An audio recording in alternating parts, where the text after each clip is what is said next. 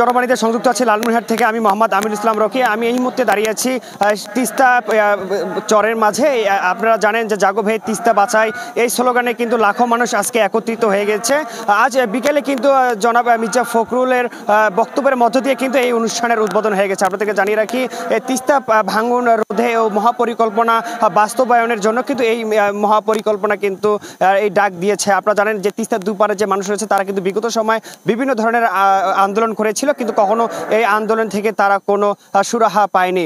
বিগত সময়ে সরকার আমলেও কিন্তু তারা বিভিন্ন আশ্বাস পেয়েছে, কিন্তু তারা কোনোভাবে এই প্রকল্প বাস্তবায়ন করতে পারেনি। তারা কিন্তু এক প্রকার হাল ছেড়ে দিয়েছে।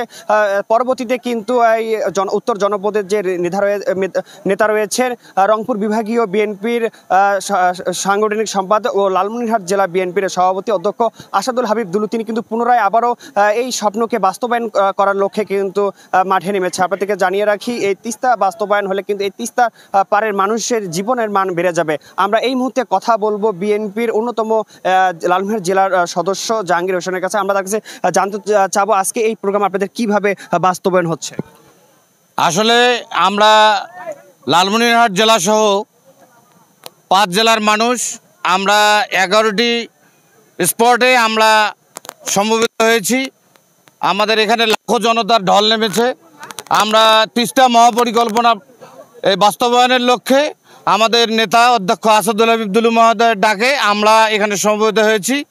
আমরা এখানে 48 ঘন্টা অবস্থান করব এবং এই যে তিস্তার যে এই পানির যে ন্যায্য হিস্সা এইটা আমরা বুঝে নিয়ে আমরা এই সরকারের কাছে দাবি জানাবো যে এই তিস্তার যে পানির ন্যায্য হিস্সা এটা যেন আমাদেরকে এই তিস্তা অঞ্চলের মানুষকে যেন ফিরিয়ে দেওয়া হয়, এই দাবিতে আমরা এখানে অবস্থান করতেছি।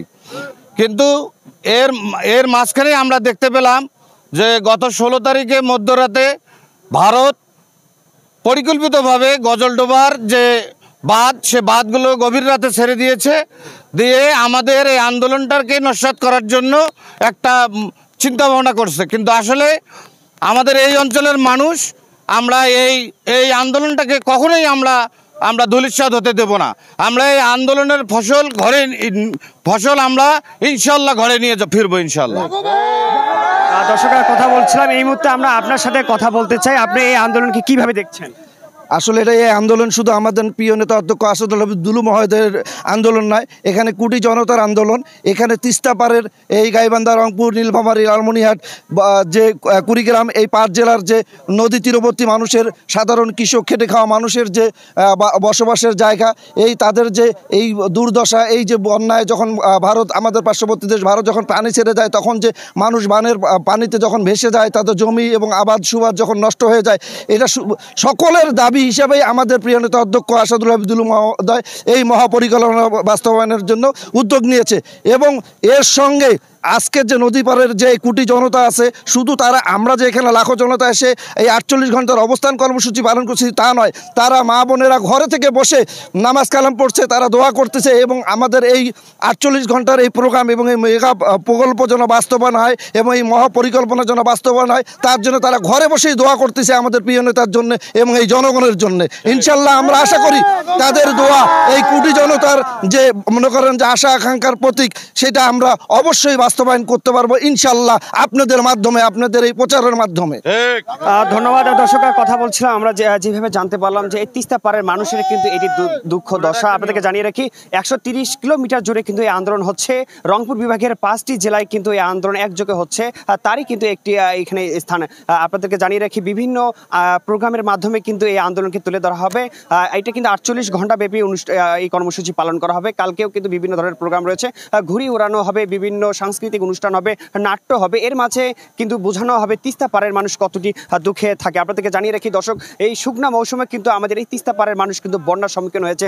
আপনারা জানেন যে কখনো বৃষ্টি বাদল ছাড়া কিন্তু কখনো বন্যা হয় না, কিন্তু আমাদের এই তিস্তা পাড়ের মানুষ কিন্তু সেটি সম্মুখীন হয়। কারণ ভারত আমাদের পাশের বন্ধু রাষ্ট্র, তারা কিন্তু তাদের যে বাঁধ রয়েছে, তাদের অতিরিক্ত পানি হলে কিন্তু তারা এই পানিগুলো কিন্তু আমাদের অপ্রয়োজনীয় সময় কিন্তু ছেড়ে দেয়, যার ফলে হঠাৎ তিস্তা পাড়ের মানুষ কিন্তু ঘুমের মাঝেও দেখতে পারে যে তাদের ঘর বসতভিটা ডুবে গিয়েছে। এর ফলে কিন্তু তাদের যে পশু পাখিগুলো রয়েছে এগুলো যেমন মারা যায়, তাদের শস্য ক্ষেতগুলো নষ্ট হয়, কোটি কোটি টাকার কিন্তু ক্ষয়ক্ষতি হয়।